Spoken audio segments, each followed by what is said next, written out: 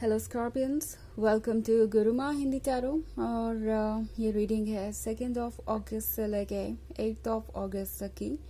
तो चलिए देखते हैं कि आपके लिए क्या मैसेजेस है और आप क्या एक्सपेक्ट कर सकते हैं अपनी लव लाइफ में। Messages for Scorpions.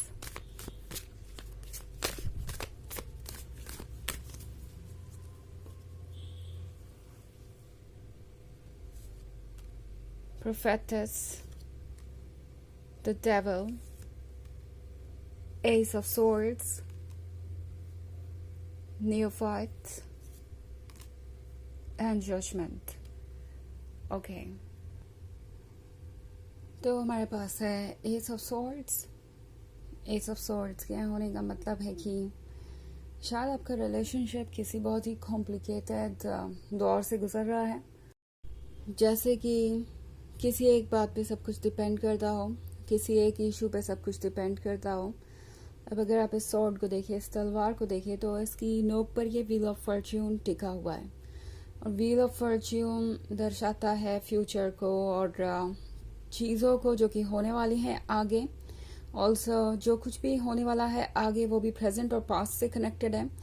So I think tarot आपसे ये कहना चाहता है कि आपको किसी बात को लेके बहुत ज़्यादा सोचना नहीं चाहिए, बिकॉज आपकी लाइफ में जो कुछ भी हो रहा है या आगे होने वाला है वो काफ़ी हद तक प्रीडेस्टिन्ड है। आप उसे चेंज नहीं कर पाएंगे।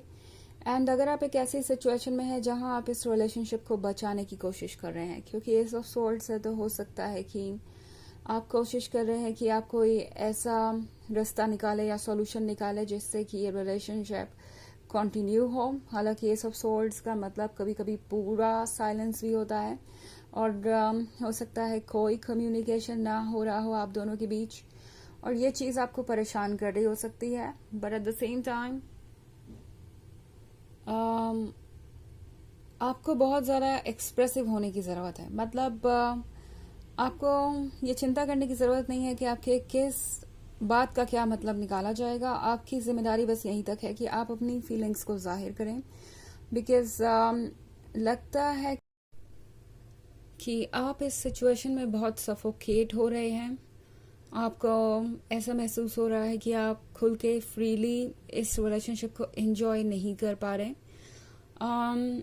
ये एक ऐसी सिचुएशन हो सकती है जहां आपके पास कहने को बहुत कुछ है, आपके पास भी बहुत सारी ऐसी फीलिंग्स है जिसे आपको जाहिर करना है।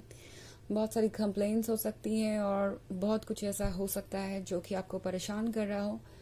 एट द सेम टाइम आप खुद को एक्सप्रेस करने से डर रहे हैं, यही सोच के कि कहीं आपकी बातों से कोई हर्ट ना हो जाए और आपकी बातों का कोई गलत मतलब ना निकाला जाए।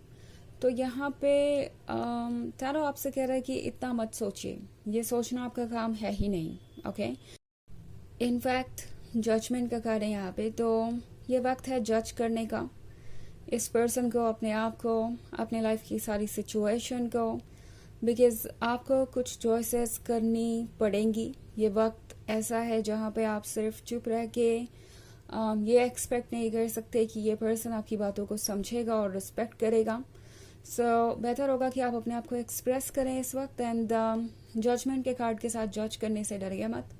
जज बिना मतलब के करना वो एक बुरी बात है, बट कभी कभी आपके लिए जजमेंट ज़रूरी है और इसलिए यूनिवर्स ने आपको जजमेंट करने की कैपेसिटी दी है कि आप अपने लिए सही और गलत चूज कर सके एंड सामने वाले पर्सन को समझ सके। तो यहाँ पे जजमेंट करना ज़रूरी हो गया है।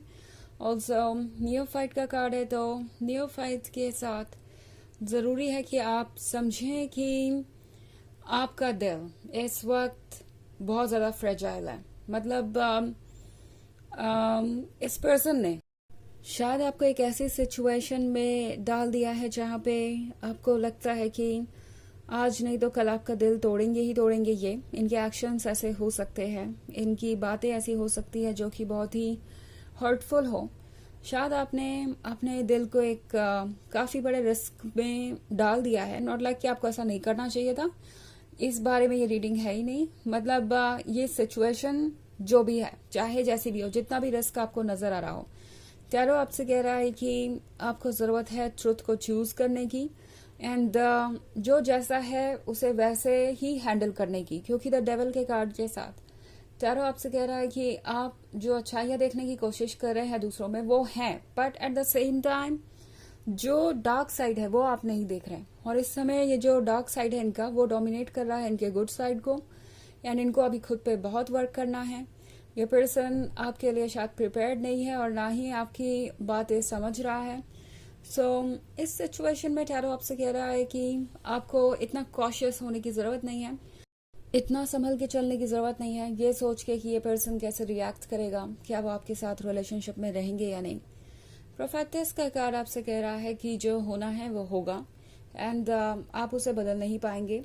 इस समय आपके लिए ये सबसे अच्छा होगा कि आप खुद पे फोकस करें एंड मौका दें खुद को एक बार फिर से नए पर्सपेक्टिव से देखने का। आपके लिए ज़रूरी है कि आप अपनी फीलिंग्स को जाहिर करें और अपने लिए स्टैंड करें, और बाकी की सारी चीज़ें यूनिवर्स देखेगा।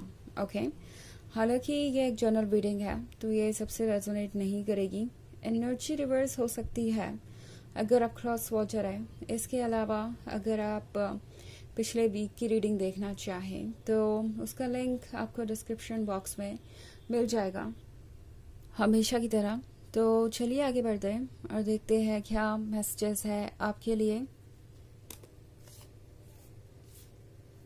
Messages for Scorpions, the Moon, Nine of Pentacles, Abyss, the Star, and the Empress. Okay. So हमारे पास है द मून। द मून के साथ आप कुछ सपने देख सकते हैं इस वीक में जो कि आपको कोई ना कोई मैसेज देंगे।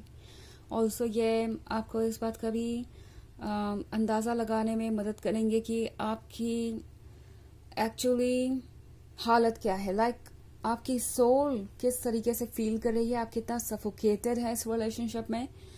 आप हो सकता है बहुत सारा वाटर देखे जिसमें आप डूब रहे हो, या कुछ भी ऐसा जो आपको ये आइडिया दे कि शायद आप किसी चीज़ के लिए डेस्परेट है या रेस्टलेस है।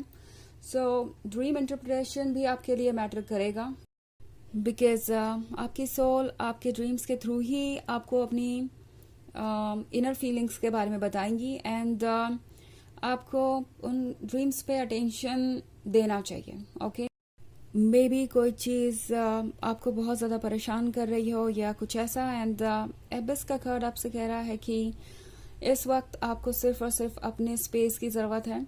द एम्प्रेस है आप, तो आपके पास वो सारा लव है जो आपको चाहिए और जो दूसरों को चाहिए। इस पॉइंट पे ये सोचना बेकार है कि आपकी वजह से ये सब कुछ हो रहा है, क्योंकि हो सकता है आप ये सोच रहे हो। ओके, द स्टार के कार्ड के साथ ये पर्सन हो सकता है आपको टारगेट कर रहा हो, इन्होंने आपको ब्लेम किया हो किसी चीज़ के लिए, या सिंपली उनके एक्शंस ऐसे हैं जिसकी वजह से आपको लग रहा है कि आप में ही कुछ कमी है या आप कुछ गलती कर रहे हैं और इसी वजह से आज आप इस सिचुएशन में हैं। नहीं, आपको ये बात ध्यान में रखनी होगी कि आप तो द एम्प्रेस हैं, आप ही इस रिलेशनशिप में एक्साइटमेंट लेके आए हैं और आपको अपने वर्थ को समझने की ज़रूरत है। ओके, तो चलिए देखते हैं कि आपके लिए ओरेकल मैसेज क्या है।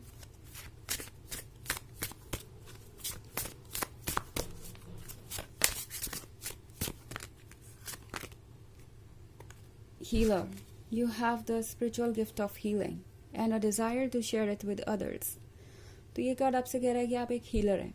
ओके, आप दूसरों को हील कर सकते हैं स्पिरिचुअली। आपकी सोल इतनी मैग्नेटिक है, इतनी ज़्यादा विजडम से भरी हुई है एंड अभी सबसे पहला इंपॉर्टेंट है कि आप खुद को हील करें, बिकॉज जब तक आप खुद हील नहीं रहेंगे आप दूसरों को भी हील नहीं कर सकते। दूसरों को हील करना ना करना वो आपकी चॉइस है, बट अपने आप को हील करना हर किसी की ड्यूटी है और ये आपको करना चाहिए इस वक्त। ओके, तो ये है रीडिंग इस वीक की। आई होप आपको अच्छी लगी होगी। Thanks for watching, till next video, bye.